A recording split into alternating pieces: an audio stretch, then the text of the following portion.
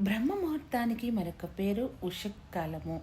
ఈ ఉషకాలంలో ఈ బ్రహ్మ ముహూర్తంలో ఋషులు, యోగులు, ధ్యానులు, ఎంతోమంది యోగి పుంగవులు, the whole atmosphere be in spirituality, ఒక డివైన్ అట్మాస్ఫియర్ ఇన్ బ్రహ్మముహూర్త.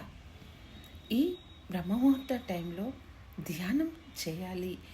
ఈ బ్రహ్మముహూర్త టైంలో బ్రహ్మాండం అంతా ఒక ఆధ్యాత్మిక తరంగం మొత్తం వ్యాపించి ఉంటుంది. దీనికి అందువలనే బ్రహ్మముహూర్త అని పేరు వచ్చింది. ఈ బ్రహ్మముహూర్త టైంలో ధ్యానం చేస్తూ భాగవతము పారాయణము, రామాయణము పారాయణ చేస్తూ నామస్మరణ చేయటం చాలా మంచిది. డివైన్ ఎనర్జీ వస్తుంది మనకి.